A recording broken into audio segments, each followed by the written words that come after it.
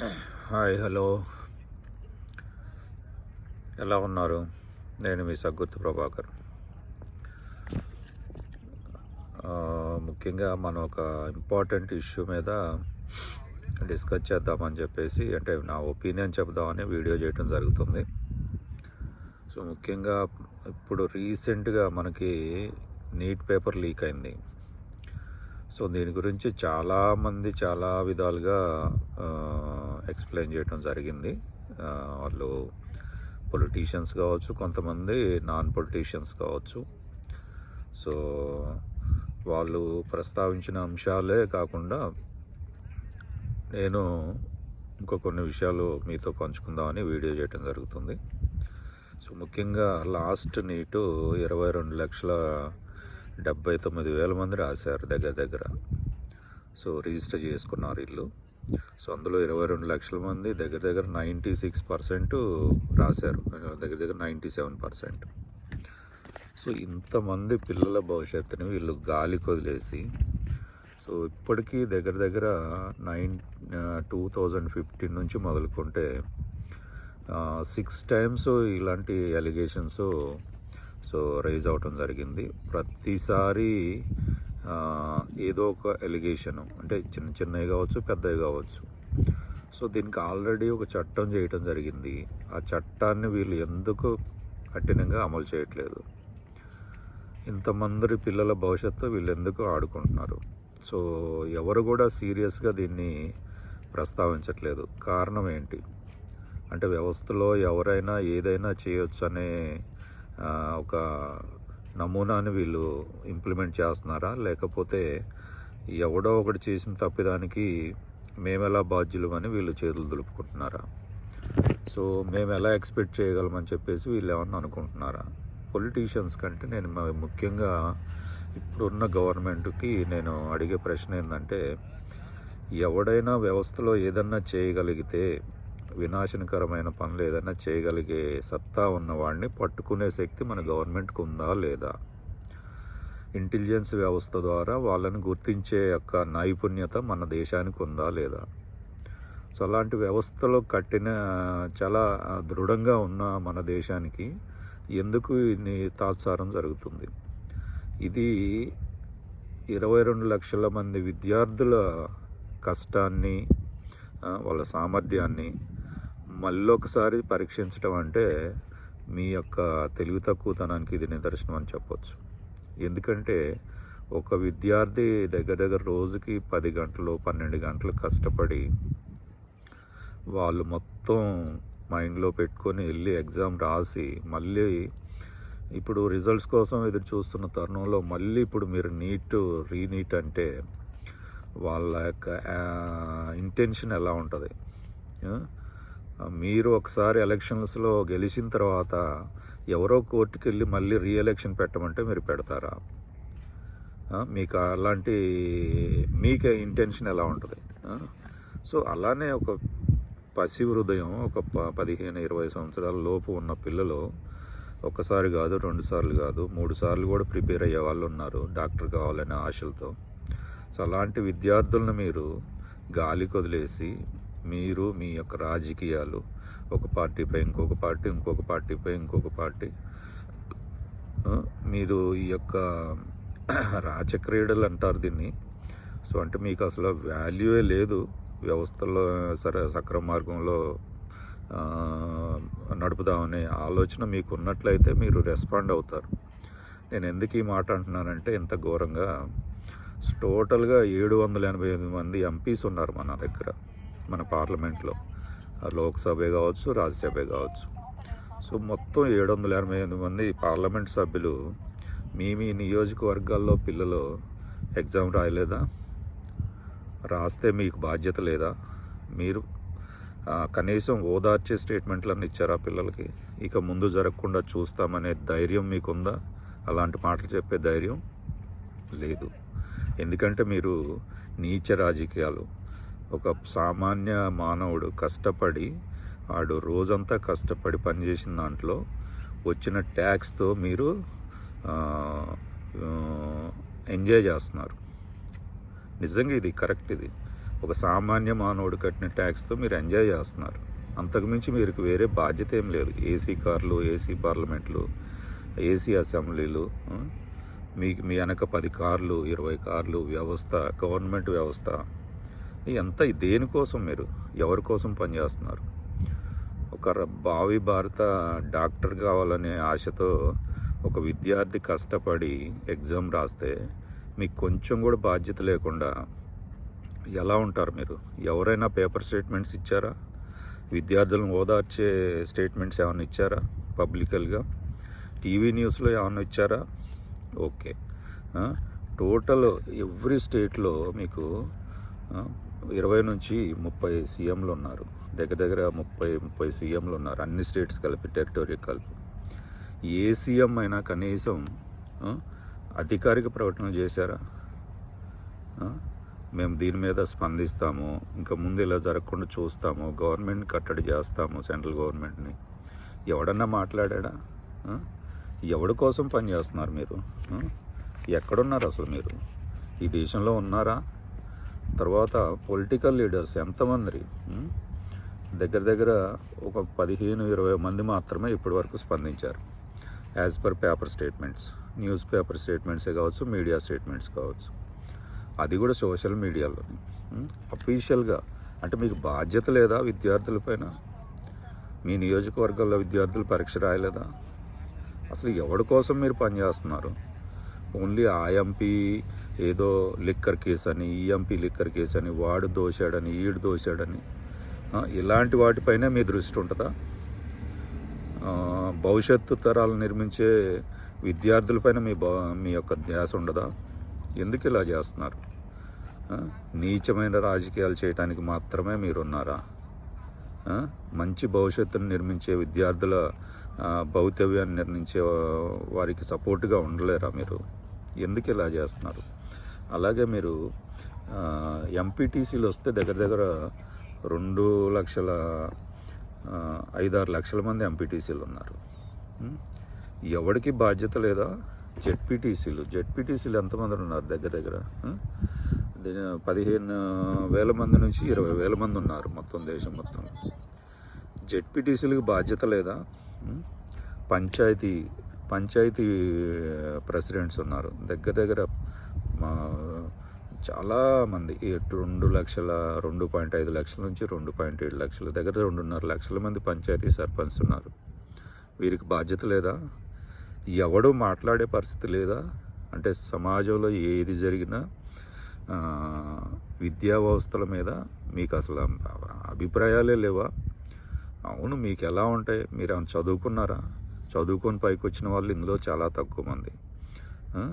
కుట్ర రాజకీయాలు, హత్యా రాజకీయాల నుంచి పైకి వచ్చిన వాళ్ళే ఇందులో ఎక్కువగా ఉన్నారనిపిస్తుంది. అసలు మన భారతదేశంలో విద్యా వ్యవస్థలపైన ఎవరికైనా ఏమైనా ప్రాక్టికల్గా ఆలోచించే శక్తి ఉందా మీకు? ఇలాంటి విద్యా వ్యవస్థ మన దేశాన్ని ముందుకు తీసుకెళ్తుందా?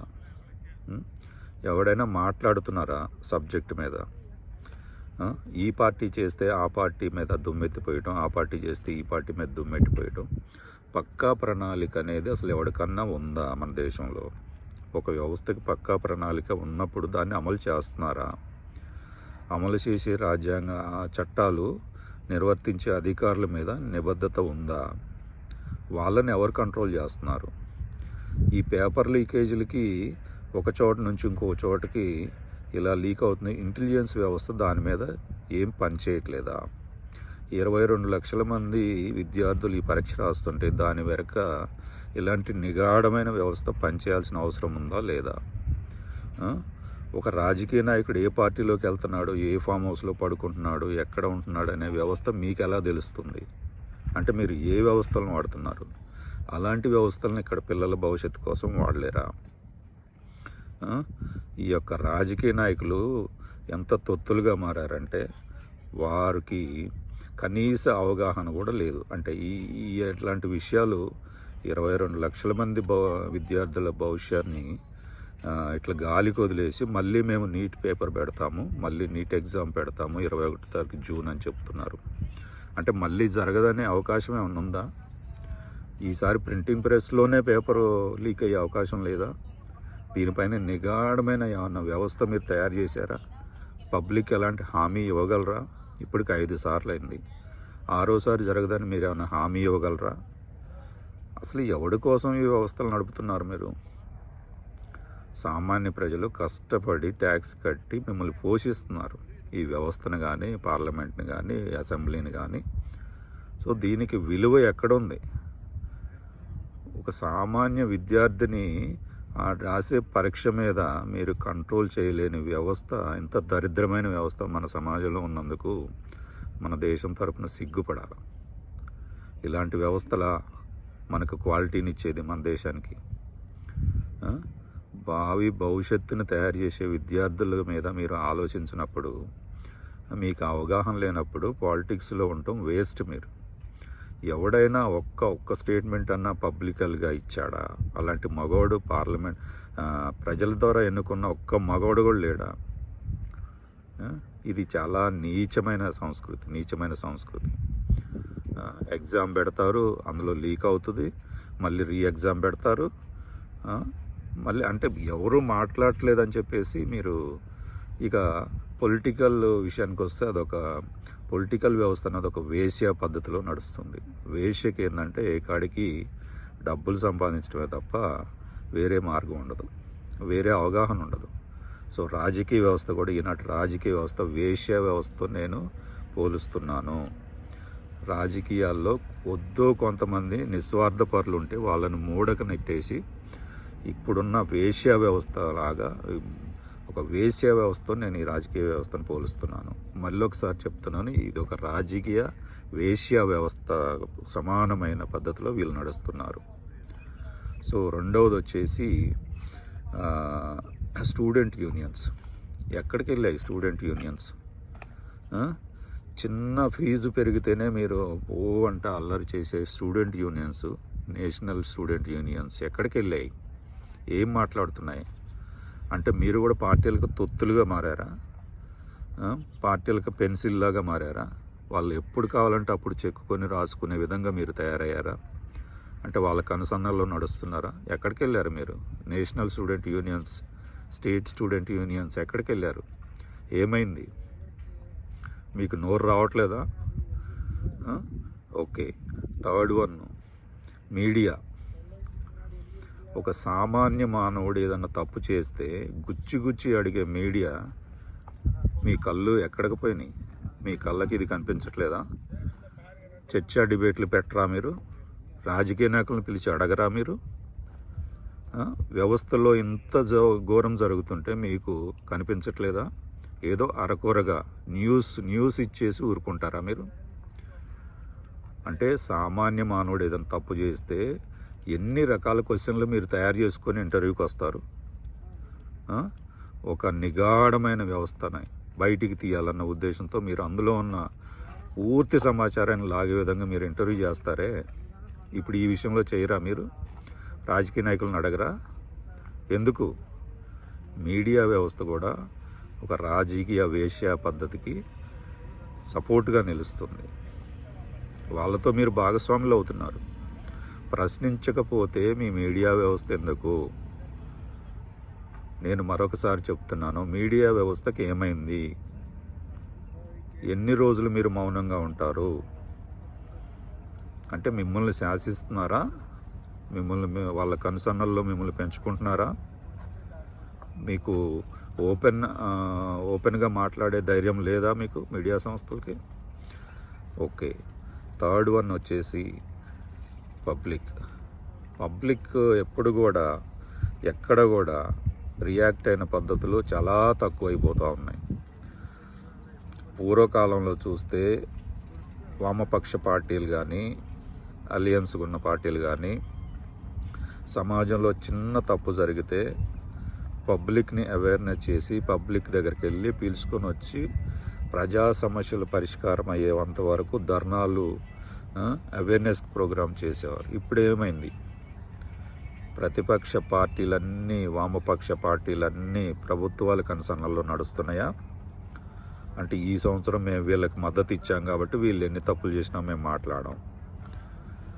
ఇంకా 5 సంవత్సరాలకి మళ్ళీ వాళ్ళకి మద్దతు ఇవ్వాలి కాబట్టి వాళ్ళను కూడా ఎంతో కొంత తక్కువ మాట్లాడతాం వాళ్ళ మీద కూడా. అంటే గవర్నమెంట్ చేసే ఈ యొక్క తప్పిదాలు ఎవడో ఏలెత్తి చూపించే పరిస్థితి లేదా? ఈ నీట్ కోచింగ్ సెంటర్లు నడిపే వ్యవస్థలో, నీచమైన వ్యవస్థలో ఇంత ఘోరమైన నీచాలకు పాల్పడుతుంటే ఆ కోచింగ్ సెంటర్లను కంట్రోల్ చేసే వ్యవస్థ మన సెంట్రల్ గవర్నమెంట్ దగ్గర లేదా? నీటికి అవగాహన లేదా? లేకపోతే అసలు ఏంటి? ఇంత దరిద్రమైన వ్యవస్థలో మనం బ్రతుకుతున్నందుకు చాలా సిగ్గుగా అనిపిస్తుంది. పిల్లల భవిష్యత్తు అంటే వీళ్ళు ఎంత అన్ఈజీగా తీసుకుంటున్నారంటే, రేపు వీళ్ళు ఆ యొక్క ప్రెస్టేషన్లో వీళ్ళు నిజంగా మంచి సమాజాన్ని నిర్మించే అవకాశం ఉంటుందా? విద్యావంతులైన అందరూ ఈ విషయాలను గమనించాలని నేను కోరుతున్నాను. ఇదేదో సెన్సేషన్ కోసం చేయట్లేదు. నిజంగా మన దగ్గర ఉన్న ఈ దరిద్రతని గుర్తు చేసేందుకు మాత్రమే మీకు ముందుకు వచ్చి వీడియో చేస్తున్నాను. సో మేల్కొనండి. ఈ వ్యవస్థల్లో మనం ఎంతో కొంత భాగస్వాములు అవ్వకపోతే ఈ నిద్రపోతున్న ఈ యొక్క గవర్నమెంట్ వ్యవస్థలను కానీ, ఈ నేషనల్ అథారిటీ ఏజెన్సీలను కానీ మనం మేల్కొల్కపోతే, వాళ్ళకు గుర్తు చేయకపోతే ఇంకా నిద్రలోనే ఉంటారు. అంటే చిన్న చిన్న అరాచకాలు చేసే కోచింగ్ సెంటర్లని, పేపర్లు లీక్ చేసే చిన్న చిన్న ఈ వ్యవస్థల్ని కంట్రోల్ చేయగలిగే శక్తి మన భారతదేశానికి లేదా? మన సెంట్రల్ గవర్నమెంట్కి లేదా? ఏదో ఒక వ్యవస్థను తయారు చేసి ఈ వ్యవస్థలో ఎవడన్నా ఇలా చేస్తే తప్పు చేస్తే శిక్షించే చట్టాలు చేసినారు, ఆల్రెడీ చేసి ఉన్నాయి మన చట్టాలు. ఎగ్జామ్ పేపర్ ఎలా ట్రాన్స్పోర్ట్ చేయాలి, ఎగ్జామ్ పేపర్ని ఎలా చేయాలి అనేది ఒక చట్టం తయారు చేశారు 2024లో లీక్ అయినప్పుడు. ఆ చట్టాన్ని అమలు చేసే ధైర్యం వీళ్ళకి లేదా? సో చాలా సిగ్గుపడాల్సిన విషయం. సో మీ సమాజంలో ఉన్న వాళ్ళందరూ ప్రతి ఒక్కరూ దీని గురించి ఆలోచించండి. అవేర్నెస్ ఉంటే మనం ఏదైనా చేయగలం. కుక్కల్లాగా ఇంటింటికి తిరిగి ఓట్లు అడుగునే రాజకీయ నాయకులారా, ఇప్పుడు మీరు ప్రజలు గుర్తు రావట్లేదా? కుక్కలు తిరిగినట్టు తిరిగారు కదా. కుక్క అన్నం కోసం లేదా తిండి కోసం ఎలా ఇల్లు తిరుగుతుందో అలా తిరిగి ఓట్లు అడుక్కొని మీరు ఇప్పుడు ఈరోజు గెలిచి ఉన్నారు. ప్రజల అవసరాలు మీకు పట్టవా? అలాంటి ప్రజలు ఇప్పుడు 22 లక్షల మంది విద్యార్థుల భవితవ్యంతో ఆడుకుంటూ ఉంటే మీరు నోరు మెదపకుండా ఉంటారా? ఎలాంటి వ్యవస్థలో మీరు ప్రజలు ఎన్నుకోబడిన మీరు ప్రజానాయకులు కదా, మీకు బుద్ధి జ్ఞానం అనేది లేదా? స్పందించరా? ఎవరు మీడియా ముందుకు వచ్చి ఇలాంటివి జరగకూడదో, జరిగితే మేము మరలా ఊరుకోము, మేము మా విద్యార్థుల పక్షాన మాట్లాడుతున్నాం అనే గొంతెత్తి చెప్పే ధైర్యం మీకు లేదా? ఇలాంటి వ్యవస్థలు బ్రతుకుతున్నందుకు చాలా సిగ్గుపడుతూ ఈ వీడియోను ముగిస్తున్నాను. ఓకే.